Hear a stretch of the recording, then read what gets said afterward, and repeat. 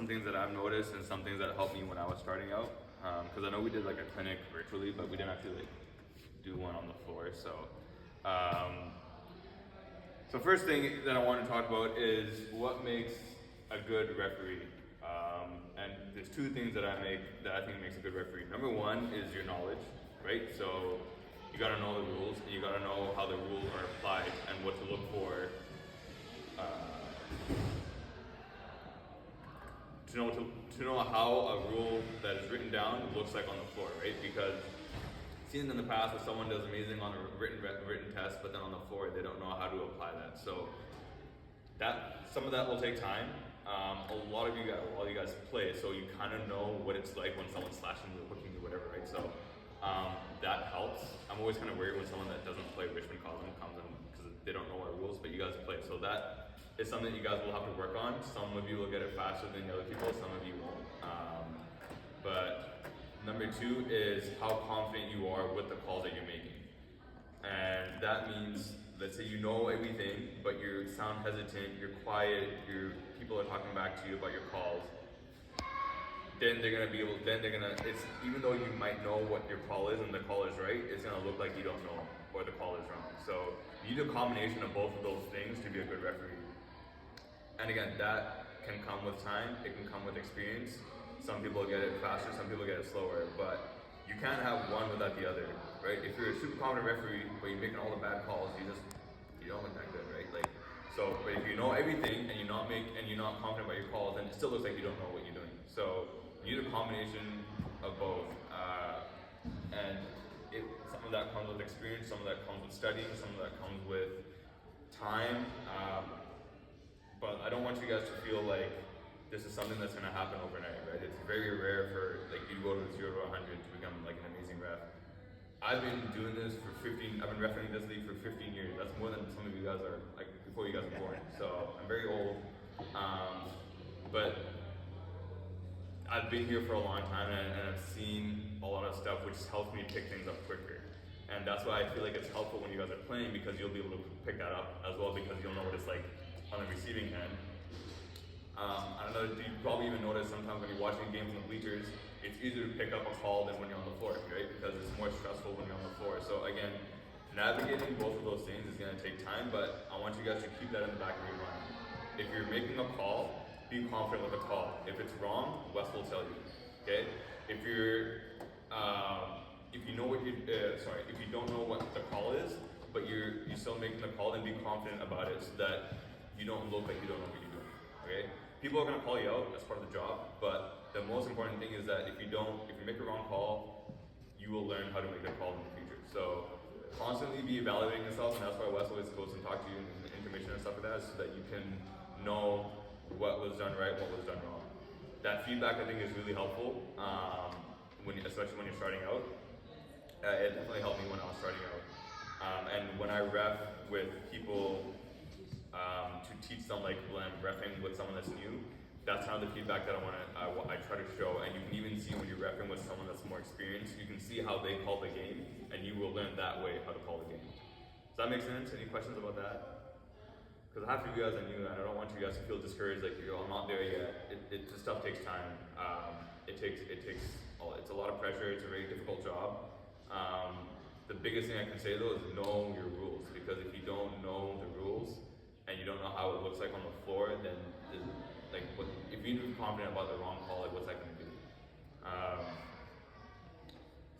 So with that being said, it's the job of the referee is to ensure a safe and fluid running of the game, right? That's it. That's all you're there for. You're dropping the pucks as fast as you can. You're making sure no one's getting hurt. You're calling right penalties. We're not there to take over a game, right? We're actually in the background. And I don't want refs to kind of get to a point where it's like, oh, I'm in charge, so I'm gonna call everything, all this stuff. Your job is to make sure the games are being fluid. So I'll give you a couple of examples of a situation and something that I would do versus something I wouldn't do, right? So let's say you see a game where there's excessive, the roughing is getting bad. Roughing is getting bad. You even call a couple and it's still not getting better. There's chirping, it's getting out of hand. I'm not gonna start giving bench runner, giving everybody a penalty and have like 50 people in the box and the game has to stop, right? what I've done in the past, I'll stop the clock, send the teams to the benches, call both coaches in the center and be like, yo guys, stuff is getting out of hand, talk to your players. I don't want to start giving out penalties to everyone, because if I start giving penalties out to everybody, I'm not running the game, and my penalties are now going out of hand. If I remember the game I ref the most penalties I ever gave, I gave 18 penalties to one team in a single game. We didn't even have like space on the score sheet, and I went back and I valued them, like, what are some of these penalties that I could have prevented? Half of them were like banging the sticks on the ground or something like that, and I was like, I could have just gone to the coach, told him, yo, tell your team to stop banging the sticks on the ground, you'll save penalties. So that extra 30 seconds that you take to talk to the coaches and tell them whatever you're seeing, that whatever that you want fixed on a more general scale, that can save you 3 minutes of their playing time and you taking over the game. So just keep that in mind, and this is again where confidence comes in, because again, as a new ref, I could see it's being really scary. Like, coach, you come here and talk to me, I can see how that's scary, but if you know what you're doing, that your confidence will come from knowing what you're doing, right? Because that's the knowledge. You can't change the rules, you can't change the fact of what they are. So with that being said, there isn't always just one referee. If I see my partner calling, I don't know, some amount of penalties on one team or whatever, or like there's the same amount of penalties over and over again, I'm like, okay, like this is a pattern, I've got to make sure that I'm looking out for it. I'm on this side, and he's calling the team, I'm calling teams on that side. I'm like, yo, this guy's, I'm gonna go talk to that coach, for example, and be like, yo, as you can see, there's a lot of calls being called about this infraction. Just talk to your players and keep that on the radar. So work together as a team.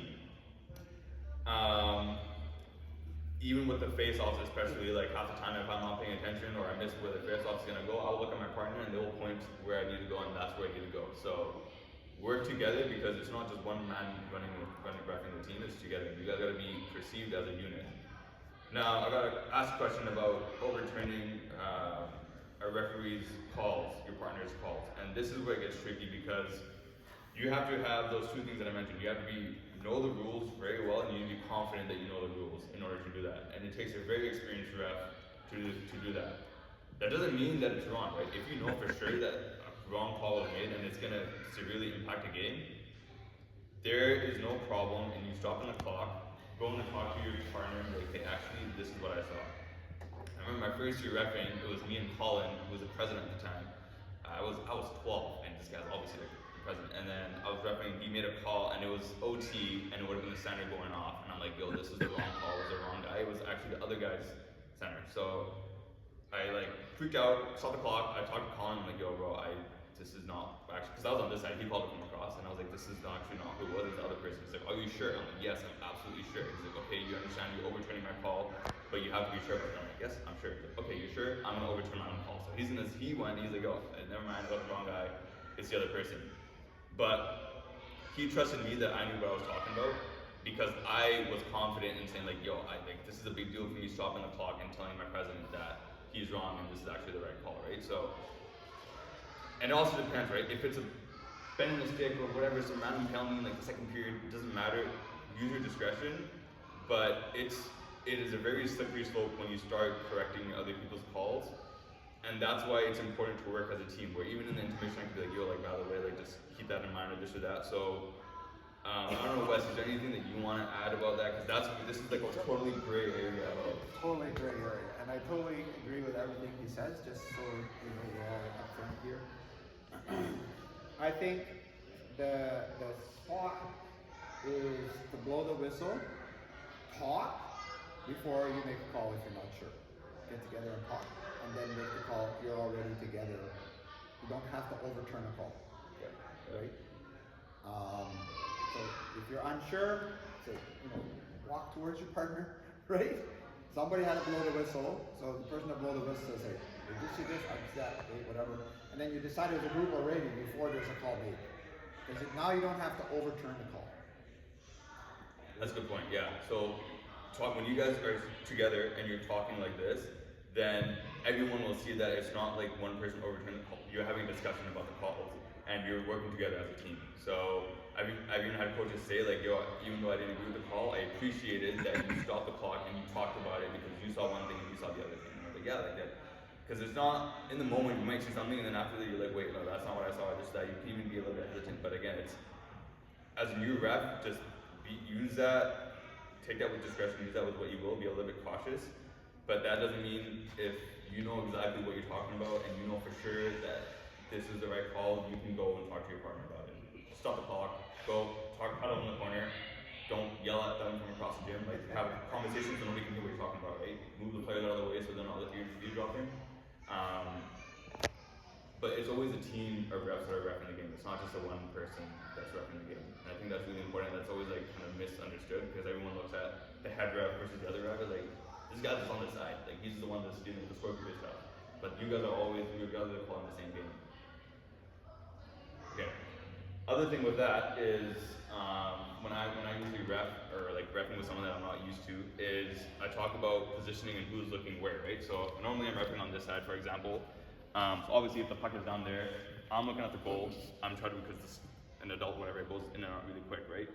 As the play goes down that way, I am walking and now I am looking more focused on like overall with the gym, right? Because stuff can be happening behind me. That ref is not looking at it. That ref is looking at the play in front of the net, right? So, but he's trusting me that I am watching for stuff behind the play.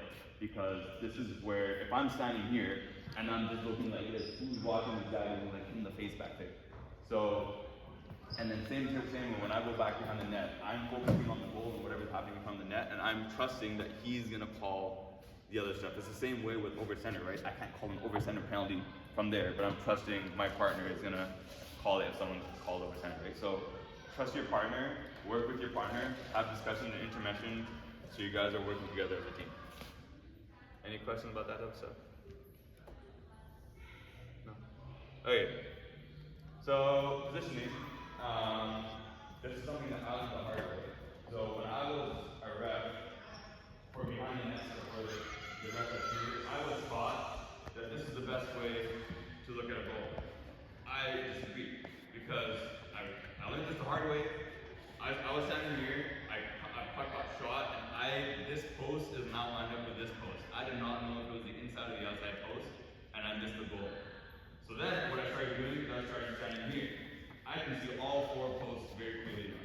And I can see if the puck is in this one, this one, this one, this one. So I don't even know what's in the rule book or whatever, but that's my opinion. I've even seen some people go like this. Okay, whatever. I just like to be here because I want to make sure the goalie is not getting hurt and I'm on the whistle as soon as the puck is covered. But yeah, you guys will notice this too. When you're standing here and a puck is flying at you, you can't see all four posts. So, and now the play is going over there, and you know, my job is now running. I see a lot of guys, you guys are like chilling, you guys are walking, who's watching the center line for over center, right? So you guys gotta be, this is a job. This is a very active job, that's why you guys are wearing shorts and stuff. So you gotta be running back here so that you're there in case the puck is coming down this way. Now, if the puck is over here and it's coming down this way, I can anticipate that the play is gonna go there, right? So I'm only gonna start running. I should not be walking when the play is gonna come this way. But again, when it's the hard way, if the puck goes in and out and you're out of position, it is like the worst feeling as a ref because everybody knows you were out of position and you missed the goal because you weren't trying hard enough. And then that's when Wes is gonna get mad at you. So, anticipate the play, right? Run all the way as you're rushing up. So I'm already here when the shot is happening. And you'll see when I ref adult, like I'm sprinting, bro. I'm like out of breath. So you don't have to like sprint like insanely coming back this way, right? Because you're still looking at the players that are here and stuff. But you shouldn't be like lazy daddling all the way back here. Okay, another thing that I've been seeing a lot is the goals on the center, right? So if a goal is scored on my zone here, the ref on this side is grabbing the puck. The ref over there is coming here and dropping the face off. I don't know why I've been seeing like refs going over there, grabbing it, and then they're coming here for the face off, or they forget the puck and they're doing the face off. So if you're behind the net, that's your puck, obviously. And calling the goals and penalties, again, really important to work as a team. So if the ref is over there, they call a goal, they call a penalty, I should know as a ref here exactly what it was. The worst is like when I'm here and the scorekeeper is like, what was the penalty? I'm like, I don't know, I can't hear, I don't know what it was. So that's why we have hand signals now. You guys know your hand signals, right? Because even if I can't hear the guy, which I should be able to hear the guy, I know what it was, so I can tell the scorekeeper and timekeeper. So what I like to do is the ref over there calls 73 blue slashing. Okay, I hear it, I see it, I go here and I tell them, okay, 73 blue slashing. So now these guys can hear it. Everybody knows that I know, and we're on the same page about what the call is. Same thing with goals, right? You repeat it so everybody knows what it was. And that's where being confident, being loud, being assertive is very important. If you're like mumbling to yourself back there, no one's gonna know what's happening to you. What? And the ref over here is gonna look like he's gonna look like, I don't know. So work together as a team, even in that regard. Be confident, be loud, be clear. So a hint on that is save yourself some work, right? If you're here, tweet, tripping. What? Tripping. What? Tripping. What? Tripping. Right? Tweet, tripping. You only have to say it once. Instead of like 10 times. Everybody, what was it called? What was it called? Oh, tripping. What was it called? Tripping. Tripping. Tripping. Right? Once. Save yourself some work. Okay? Sure, it's loud. It might seem aggressive, right? But be a little, I shouldn't say be a little lazy, but make less work for yourself. Say it right the first time. Yeah, basically you want people in that corner, and each corner of the bleachers to be able to hear you. Yeah. And the stream too. You got folks watching you guys on the stream, so they appreciate definitely hearing the call too. And seeing, right? If you do this, yeah. on the stream, you'll know that's a slash, for example. So yeah. Big exaggerated motions, right? That's your job. So we're talking about signaling, right? So this is not a signal. This is how you wave to your friends, right? You're waving to the other ref, right? You gotta make it. This is part of the confidence part, right? Yep, that's definitely a penalty. Bang! Right? This, well, I think, yeah, maybe it's a penalty, but I'm not sure, right? So confident, make it a big movement, whatever the movement is, right? I mean, a lot of you guys play volleyball. When you watch a ref go, I think that was in to that team, you're like, I'm not so sure, right? But if it's like, bang, yep, that was in. Same thing, right? Confident, sharp whistle, right? I've talked to you guys a lot about whistles. Like, that's okay, right? But way better, right? And the trick to that is you cover the hole with your tongue a little bit, put a little bit of pressure in your cheeks. Which one sounds better? Both are correct, don't get me wrong, right? The second whistle sounds unconfident in itself. It's like a non-confident whistle. Yeah, It's like, right? So you kind of like, you can already build that confidence with your whistle. And don't worry about hurting anybody's ears with your whistle. Nope. That's why you wear earplugs. So as a ref, right, you want people to respect you and your calls. They don't have to like them, but they gotta respect you and your calls. And that's something that you have to earn. It's not something that's gonna come overnight. But again, the way that you earn that is being confident and being confident in the right calls. So that your knowledge, how it's applied on the floor, and then communicating that when you're calling whatever to everybody, that's how you're gonna earn your respect. Because they're gonna be like, yo, I know this guy, he knows what he's doing, I don't even like the call. Maybe he made a mistake, but I know 95% of the time he knows what he's doing, so I'm gonna let it go. And earning their respect, I think, is the best way that you guys will feel as though you have control of the game and you won't feel like, like people are getting mad at you or whatever. So, and then that brings me to like a whole coaches, players, parents talking back to you. I don't know, Wes, do you want to get into that one? Do you want to do it? It's going to happen, right? But we can dictate sort of how it happens, right? For coaches, it's laid out pretty clearly in the handbook, right? That they are supposed to ask if they can talk to you, right? Can I approach? Can I talk? Something like that. You have the right as a referee to say, no, I have to deal with the timekeeper right now, and then make them wait. You don't have to right away engage them. What I've seen a few times is refs like going for a wander past the coach's bench, right?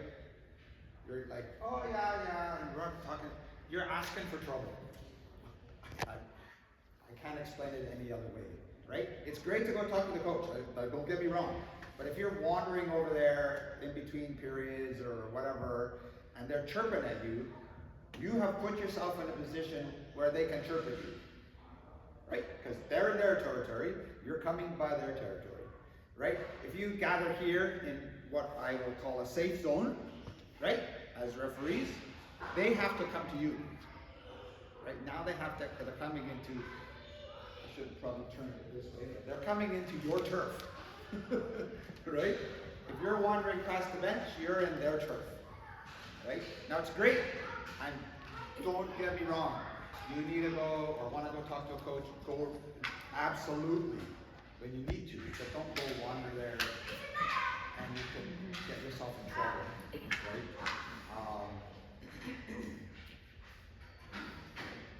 As long as the conversation is respectful, I have no problem with coaches approaching, right? Because there's 3 teams on the floor. I say this every time. There's 3 teams on the floor. And you have to work together. The 3 teams have to work together. If one team doesn't show up, we don't have a game, right? The refs don't show up, we might have something, but I'm not sure it's a game. Right? It'll be a disaster and all kinds of trouble happening, right? So it has to be 3. And so that conversation with the coaches is something that is difficult sometimes, but it can be nurtured and it makes everybody feels happy. The coach feels happy, you feel happy, the team feel happy, right? It doesn't feel like it's like a fight all the time. Yeah, that's essentially what I was gonna go with it. And even for like, especially when you're a refs, right? If you don't feel comfortable having this conversation yet because your confidence is not there, that is also okay. You don't actually need to answer them. You don't need to talk to them. You can, that's what the EOD is there for. You can send them to the EOD, or you can all have a conversation together.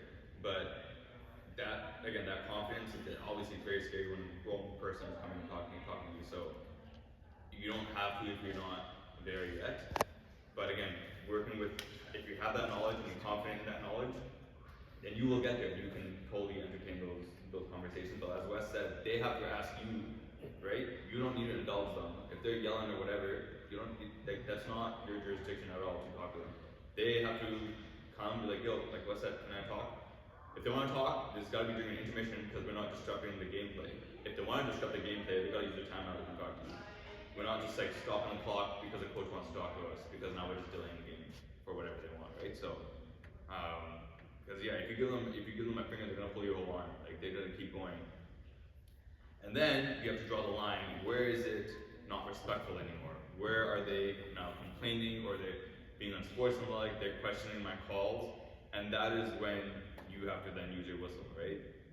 Again, if you're not comfortable with that, EODs are there, but EODs cannot blow the whistle for you on the floor. You are the ones that can call the unsportsmanlike penalties on them. EOD can deal with stuff after, right? They'll come to us and we can do the whole thing. Unsportsmanlike penalties will, 9 times out of 10, we'll shut them up, right? Because you're telling them, this is the line that you have not crossed, I am not okay with this anymore, it's no longer a respectful conversation. Whether that's to a specific player on the floor, whether that's to a coach, whether that's to a bench. There's instances where it's a player, a parent on the bleachers. So don't be afraid to draw that line, because we talk about this at our ref clinic. Sportsmanship and refereeing are like the 2 biggest things that we try to hone down on this year. And my emails are blowing up already with how bad it's getting. I'm not saying it's you guys' fault, but like this is what we're trying to correct, because this is what the norm has become for everybody, and we're trying to push them back to this is what our league is about. So that's like the sportsmanship part, and you have your EOD there. They're there to support you. They can't do anything unless you ask them to intervene or you ask them for support or this or that, right? They can't blow anything down for you. Sometimes they'll be a bit proactive and they'll go talk to the coach for you, but if you're calling them and they're sitting in the box, that's a totally different story. Any questions about that? I know that one's kind of scary, especially for So a couple hints for you to deal with coaches that want to come talk to you. A good line to start with is, and this comes back to the rules. The rule says blah blah blah blah blah blah. Right? So that's, you've already stated what the rule is, and if they're not, oh, that's the rule. Oh, okay, I'll go away. Or the next hint that you can use is, as a referee, you are certified and stamped by the league. You're like, yeah, we're a referee. You can say, in my opinion. Yeah. In my opinion. In my judgment. In my judgment, this is what happened. Well, I disagree. That's fine. It's still my judgment. Right? You're not arguing fact. As soon as you start arguing fact, you've kind of lost the battle, right? Well, that's not what the rule says. The rule says blah, blah, blah. Well, that's not what the rule says. In my judgment, the rule says blah, blah, blah. Right? That's that little bit of, yeah, you have your opinion, I have my opinion. Unfortunately, my opinion wins. I didn't see it that way. That's not what I saw, right? Yeah. Diplomatic answers. But it's true, because you see something a certain way, and other people may not see it that way. And then, again, it comes back to how a written rule is applied on the floor. You are trained to recognize how a rule that is written down looks like on the floor. They're not. So you have to make sure that this is what the rule says, and this is how it looks like on the floor. That's your job. That's not theirs. So that's where you guys are a bit different. And that's when people say, oh, refereeing is so easy, then they do it like, oh, refereeing is so hard, because it's actually so different when you try to apply something versus when you just know what it looks like, what it says. Because there's 50 ways that a rule can be applied. Yeah. But you read it, and it's like, oh, that's easy. It's like, was that what? Maybe. Like, and then the play's gone, and you missed the chance. Yeah. If you look at it that You way. call it once, you call it twice, call it 3 times, it'll stop happening, because now they know this is where the line is drawn. And that's for anything, right? What you consider slashing versus what they consider slashing. Roughing, unsportsmanlike, you start drawing those lines, and that's why at our first clinic we said we want to start drawing these lines early on. And actually you guys have done a really good job of looking at the roughing penalties. It's like the highest it's been at this point of the season from what I've seen in a long time. So yeah, keep it up, don't be discouraged. We want to clamp down and stop on roughing. Unsportsmanlike, I'm not seeing as many calls there, but I've seen a lot where they should have been, so just keep that stuff in mind. Because as executives, then we're dealing with the aftermath, right? And then there was nothing on the call on the floor, I don't know what we're supposed to do. So the more calls you guys make that define what we're okay with and what we're not okay with will help kind of this league progress when tournament comes. Because that's another thing that's crazy. So one of the things that I would like to suggest is when the play comes into a corner or comes into a wall, I've been noticing over the last few years with kids playing in the league that's a lot of penalties come from that action, particularly roughing, right? They're coming in. This is because NHL has changed this. NHL, they will never blow a puck dead if you fight in the corner. Like you have to like fall on it or, right? Like they just tell you to keep playing. And we've kind of picked that up. Rule book actually says 3 seconds. Blow the whistle. That's what the rule book says. And if a coach complains, you say, would you like a face-off or would you like a penalty? Which do you want? And they're gonna go, oh, take a face-off. Right? So that's one of the observations I've made over the last 2 or 3 years, that when we get into the corner and there's a tussle going on and we're going like this, our first reaction is to blow a penalty. Even before that starts, we can prevent that by blowing it dead and saying face off right here. Right? And I think that's being the proactive, and that sets the limit then that like, okay, 3 seconds are up and there's going to be a penalty, so they back off and they get a penalty, or the puck goes away, or there's a face off. And say next time, like that's a warning. Next time it's a delay game penalty, because it's true, right? You give them 2 seconds, you blow it dead. If they do it again, that should be a penalty, right? So again, they will recognize what you tell them and what you show them to recognize. Otherwise, how are they going to what the line is and what it isn't? That was my big suggestion about the rules for today, was to impress on you that we can prevent a lot of those roughing penalties, a lot of those types of penalties by being proactive. What's it take to do a face-off? 20 seconds?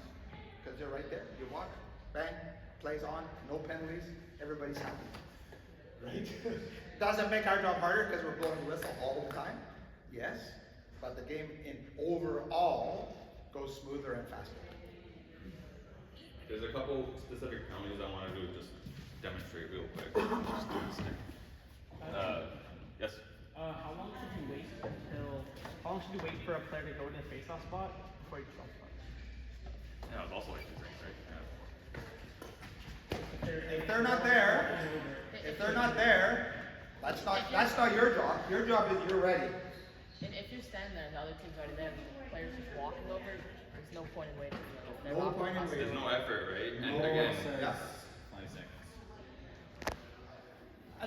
I wouldn't put a number on it necessarily, but if they're like, It's also very important. If we're talking, it's mites, and the kid doesn't know that the center is supposed to take the face off.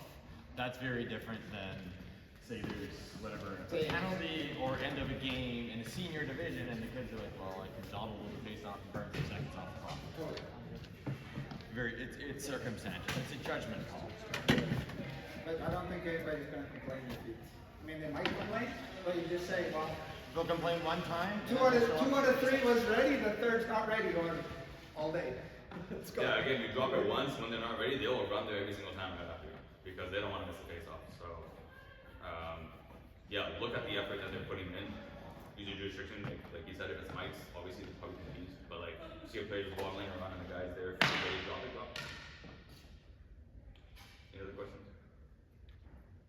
Okay, I want to just demonstrate a couple quick penalties. Okay, so one that I've seen a lot is slashing, right? So they're not even going for the puck. Puck's over here, right? It doesn't matter if they're slashing the stick with their hand. I've seen guys like they're running and I'm just gonna do it. Like, that's slashing. Like there's nowhere here trying to get the puck, right? If you do this, you're battling for the puck, okay, fine. But anything other than that, you gotta call that slashing, because that's how our sticks break. If they miss, I'm gonna hit his hand. So you gotta see how they're attempting to get the puck. Another one that I see is hooking, or I guess it's hooking, right? So when the guy's like wrapping around, right? So or holding. So this is okay, right? I'm here. As soon as I'm up here, that's where the penalty is, because now I'm in his midsection, right? Or I'm doing this or whatever, or I'm there hugging him. Like we're not in contact league, guys. Like we can't do this. So I do technically from here. You know, I might have my hand over here just to show him that like I'm here too. But as soon as I start doing any sort of wrap, hooking or holding, is call that, because that's also contact. And this is where, again, with experience, you will differentiate what is hooking, slashing, holding, roughing, because I've seen people call that a roughing, right? But you have to be very specific with what the calls are, and I think, again, that's just gonna take you guys time, but go back to the rule book and look at all the different ways that you can call what might look like roughing, but is actually holding or hooking or slashing or something else. Blocking even, right? Blocking is still contact, still incident of contact, but it's a specific type of contact. It seems like we've defaulted to roughing. Yeah. Everything is roughing. Yeah. Now, if it's roughing, that's great, right? But the rules also state that after 10 roughing, unsportsmanlike penalties, there's consequences for that.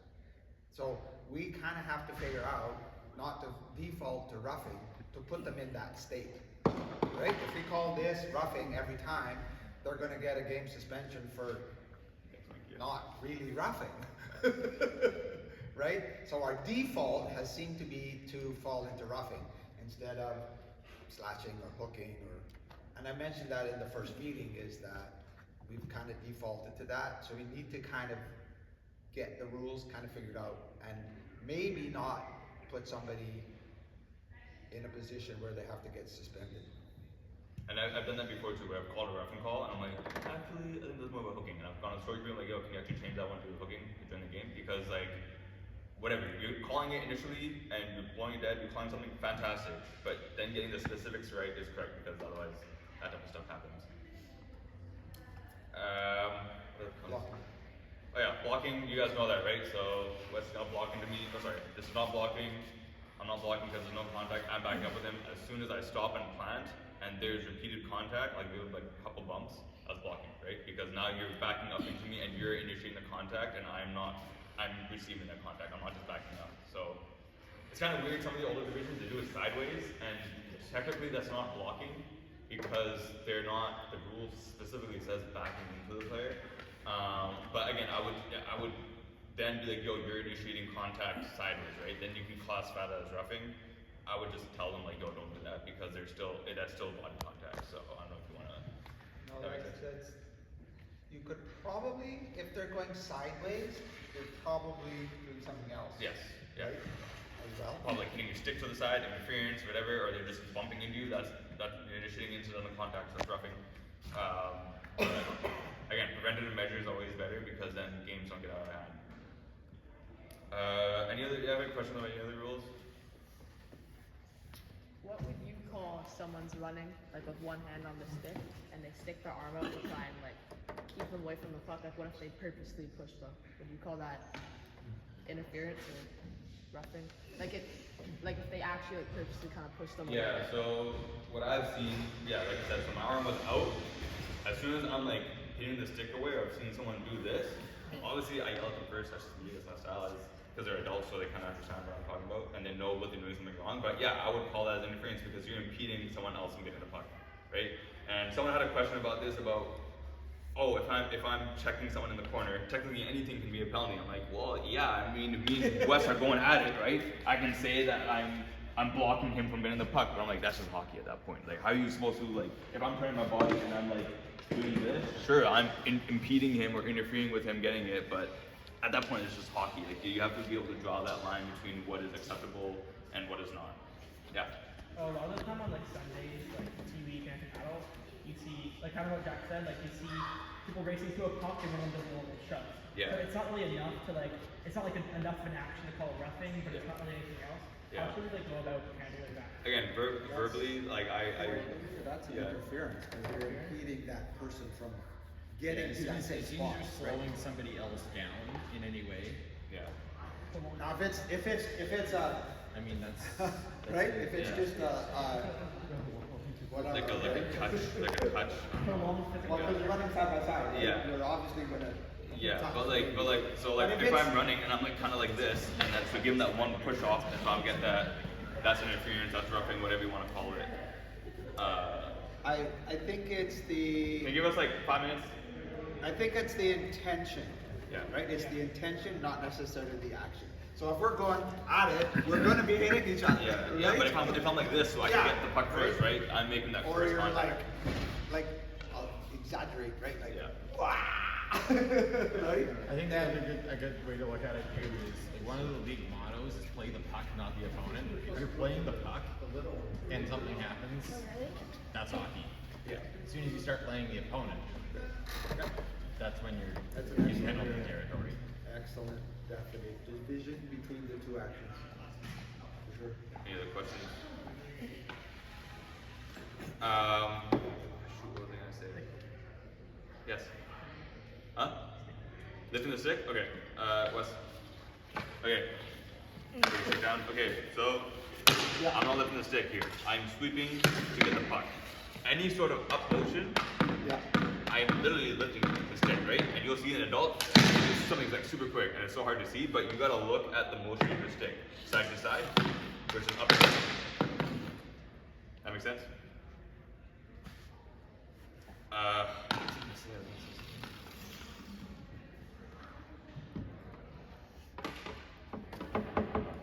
Okay, if it comes to me, I'll tell you guys later, but that's kind of the gist of what I wanted to say. So a lot of it was obviously conceptual, and like I didn't really demonstrate a lot, but it's all like theoretical, right? About how you go about controlling the game, ensuring the fluidity of the game, and safe play. So that's what I really want you guys to hone down on, is how you guys are in charge of the games without being cocky or arrogant and being out of line, but you're running the game the way that it should be, and it's safe. Yeah. Can I demo something? Yeah. So Wes. So what you'll see a lot of the time, if you're doing Saturdays, I guess put your stick out. So say like the puck, say the puck is down there, and this is like the defense sort of. You'll see a lot of people like they're defending their check and they're holding their stick down like this. Yeah. Lots of little kids do that. This is interference, right? Same thing where if they're running for a puck and I'm holding their stick down while going, that's also interference. So that's a really small thing to look out for. You'll see a lot on Saturdays. Good point. Obviously, if they have like one hand there, if they have one hand on the stick, they're just keeping it there, they're checking it, but you're impeding their stick from being moved, so you're interfering with the play, or interfering with them. But yeah, so next, I think we'll probably do this again next week, but focus a lot on obviously working together as a team, how to manage the games, how to manage rowdy parents and the coaches and players. You know, we don't take anyone talking back to you, like the safe space that Wes showed you. How you guys are working together as a team to ref the game. You know, have your own discussions if there's questions or whatever. Work with the EOD who's there to support you. Prevent games from getting out of hand. The worst is when a game is getting out of hand, and then we gotta step up and be like, yo, you guys gotta call more of this. Like, just don't let it get there, because at that point it's already too far gone. Like, nip it in the butt, nip it in the first period if you see something, and it'll chill out for the rest of the game. Some games are going to be difficult. It just, again, it's the nature of the job. But we're all working together, right? So talk with your colleagues. Like, you guys always just chilling around, hanging around. Like, be like, yo, like, how was that game? Like, how do you think that game went? Like, is there anything I could have done better? Is that guy out of line? And what do you think? So work together as a team, because we're all kind of doing this together. So I always talk to like other people about how my games are ref or whatever, because I'm just like, it was crap. I hated that or whatever. Or like, it was a difficult game. So and then yeah, differentiating roughing from everything else. Not being afraid to call those unsportsmanlike penalties if it comes to that, and just really fine-tuning your knowledge, and then using that knowledge and being confident in applying the knowledge, and that's how you become a good ref. Like I said, it's been 15 years for me, so it doesn't happen overnight. Like, it takes some time, but that's the winning formula that I've seen, is knowing your stuff and then making sure everybody else knows that you know your stuff. Is your hand up? Yeah. Can you also like explain the positioning and like the area that differentiates like the players area and the refs area? Because sometimes I see like we're getting too close to like the blue line, which is like getting in the way of like the players. Oh, sure. Yeah. So like for me, I obviously just hug the wall. That's what you're talking about, like where you're gonna. Yeah. So hug the wall on all sides. This side is actually cool because you can run on the bleachers, so I dodge a lot of bullets here. On that side it's kind of hard, so I like to stay between this door and that corner and that door. That's my safe space. That wall is like a danger zone, so try not to be in that wall if you don't have to, because you're gonna get bodied or you're gonna get hit with the puck. So hide in that door, but really you shouldn't be there because the puck's in your end, right? So you're either in that corner, and as soon as they leave, hide behind that door, because you'll see all 4 posts from that door. And hug the outside. What I do on face-off, right? Because if you get bodied on the way out of the face-off, I drop it, and I will walk, and I will let them. If I want you to stand here, I will stand here and let them run around you, right? Because the puck's gonna be here for like 5 seconds, and it'll go away. I'm not gonna be like, where are you going? And try to get out of the way. I'm just gonna get decked. So drop the puck. Just wait for them to move, and then you can go back to your spot. That's your question. If you run away from the face-off, you're gonna miss stuff. Yeah. A kick, right drop, you can watch what's going on. Back away. Slowly back away, right? You don't need to like exit stage left in a hook, right? Get out of there. Yeah. Oh, speaking of face-offs, that's what I was gonna say. Okay, so Yeah, there's a thing that I don't know how this happened, but now common. Because it's hockey style. Yeah, common rule is like we're doing this now, or I don't know, like what's happening with the sticks. This is the zones between him and me, right? I gotta be on my side. So this again, this is something we're gonna have to correct a little bit over time, and I think players are getting it now. But we can't do any of this. You know, we can't do it on the same side. Why are we touching each other? Like, this is my side. I am here to drop the puck.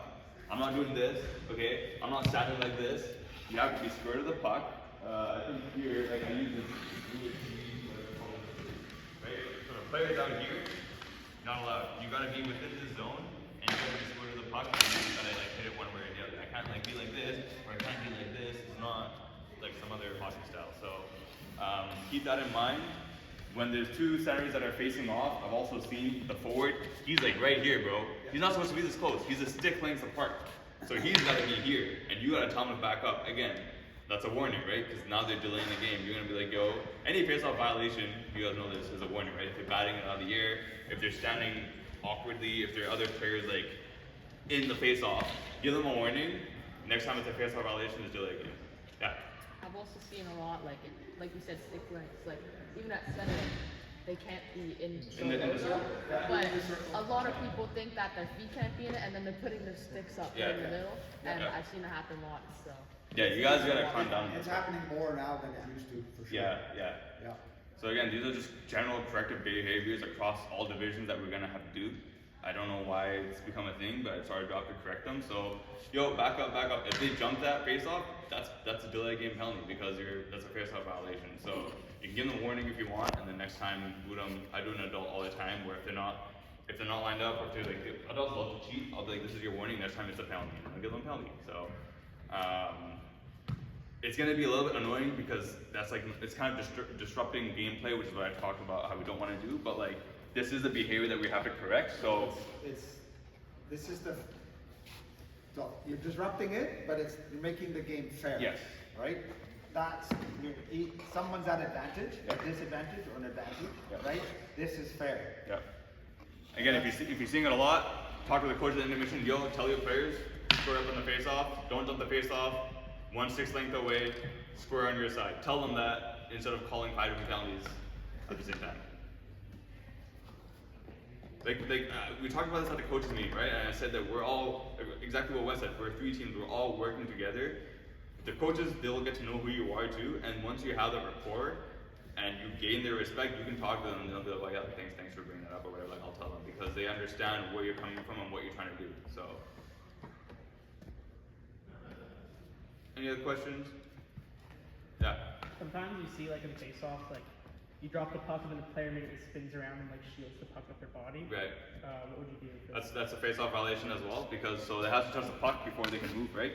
So as the puck has to, it's the same thing as that when it's like not hitting the ground and they're batting out of the air. So as soon as the puck hits the ground, a stick has to touch it, and then they can do whatever they want. But you can't just like drop the puck and be like, you can't do that because it has to touch the puck for it to be in play. So give them a warning and then tell me. It would be again like fairness. What they did was fair, or not fair. Yeah. Like did it give them obviously it gives them advantage. That's why they do it, but. Same thing as kicking. Big of advantage, right? I've seen foot face-offs too, right? As long as it touches the stick first, fine, go ahead. But you can't just like boot it. Any other questions? Also, just a reminder: be professional when you're reffing. Be careful of what you're saying. Here, everyone, you're on a microscope, especially when you're standing here. So unless you're talking to the scorekeeper or the EOD about something about the game, there's no reason for you to be turning around and talking to your buddies in the stands or whatever like that. Because people are watching, then they'll be like, yo, your employees are getting paid and they're not even like paying attention to the game. So watch the professionalism a little bit, because I've gotten some comments about that too. So you're getting paid to do your job, so you gotta act like you're like an actual job. Any questions? So we'll probably run it back next week. Might have the execs come up too, and we're gonna all kind of work on some stuff together. So just keep that in mind. But I think we'll probably do a few of these just to like maybe we can even run some scrimmages and have some mock referees. I don't know. Like we've done that before too. So see how you guys do, and you can stop the play. Like this is right, this is wrong. Correct the measures there. Any questions or anything? Always tell Wes, ask me. We're here to help and support you guys, and talk to each other, use each other as a team. Because you guys are all in this together. I have you guys with me, so going through together. Okay. Thanks guys. Thanks for coming. Thank you.